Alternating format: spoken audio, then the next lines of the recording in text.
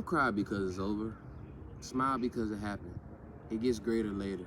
If you're going through a season of time where somebody close to you have died, don't cry because they're gone. Smile because they happened. Smile because y'all had that relationship. Smile because y'all were a part of each other's lives. And y'all had so many experiences and great memories that, you'll never forget.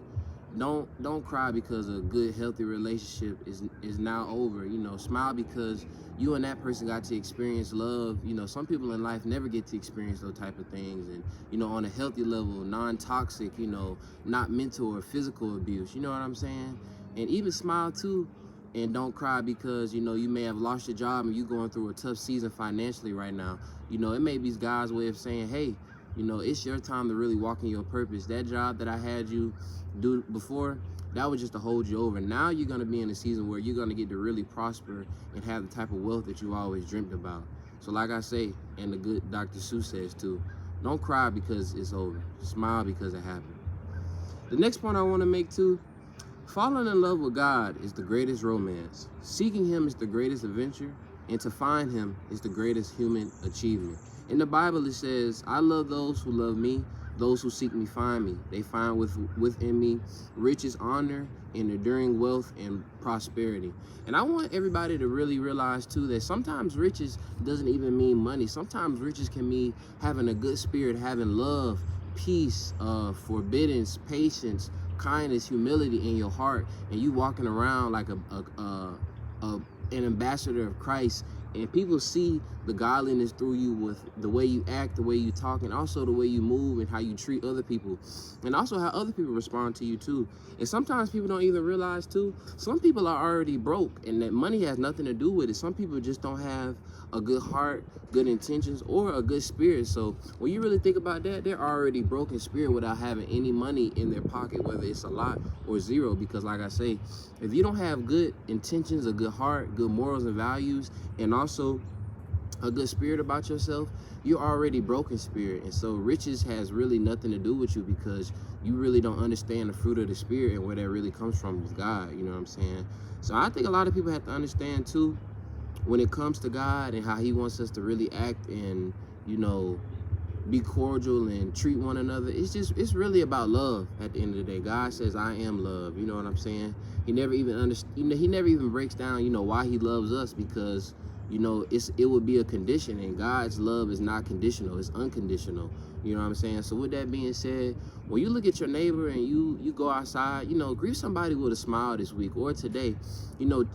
Give somebody a compliment just because, make somebody's day really special, because a lot of people are going through a lot of rough times right now and you have no idea. And some of them could be very close to you. So with that being said, be kind today and be love like how God is love for us too. I want anybody that's kind of going through a phase of where they feel like they need people's approval or validation, or they get their value from certain things like social media or the other people around in their close circle, don't get caught up in praise or criticism.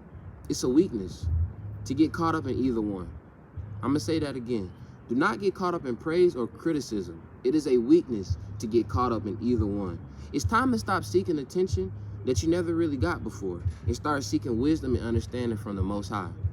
In life, I understand that some of us are, when you have glow-ups and you get to certain different, rooms and around certain different people with, different type of attention can fall on you because you're different than what you used to be back then. But like I say, it's time to stop trying to seek for attention that you really never got before and start seeking that wisdom and that understanding from God. And like I say, focus on yourself until the focus is on you. And I know you probably heard that before, but I feel like we need to, keep reiterating those type of statements, because that is a real thing. Like, this value and this validation that you want from the world, like God tells us, don't even worry about worldly things. Like I say, that value and that validation truly has to come from you, and it already comes from the Most High. And sometimes too, we have to realize, I seen a quote like this one time on the internet.